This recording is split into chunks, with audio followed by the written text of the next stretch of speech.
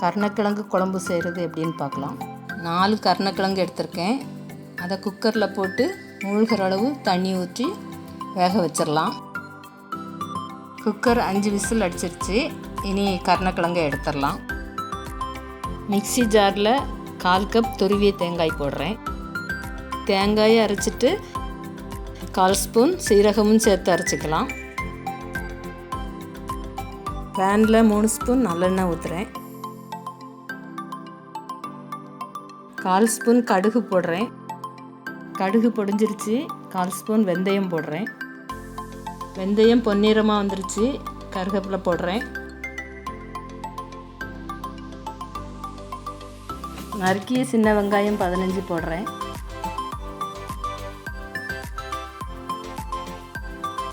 மூணு பல் பூண்டு போடுறேன்.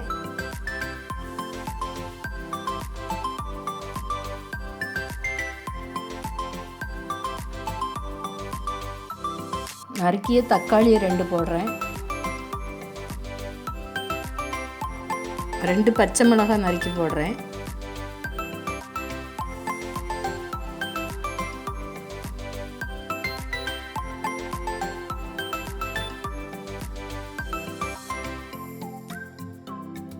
வெங்காயம் தக்காளி நல்லா வதங்கிருச்சு. இனி 1/4 ஸ்பூன் மஞ்சள் தூள், 2 ஸ்பூன் மிளகாய்த்தூள், 2 ஸ்பூன் மல்லித்தூள், 1/4 ஸ்பூன் சோம்புத்தூள் சேர்த்து நல்லா கிளறி விடணும்.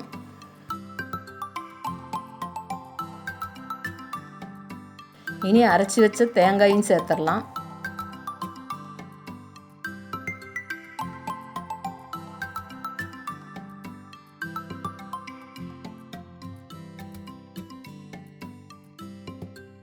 ஒரு எலுமிச்சம்பழ அளவு புளி எடுத்து அதையும் கரைச்சி வச்சுருக்கேன். இப்போ அதையும் சேர்த்துடலாம்.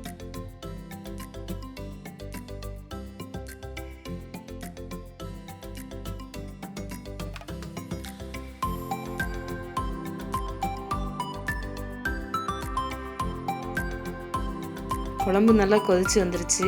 இனி தேவையான அளவு உப்பு சேர்த்துடலாம்.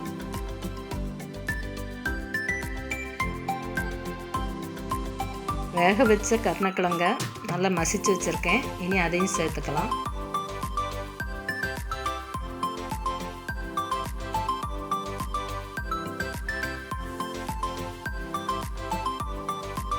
இனி 10 நிமிஷம் சிம்மில் வச்சிடலாம்.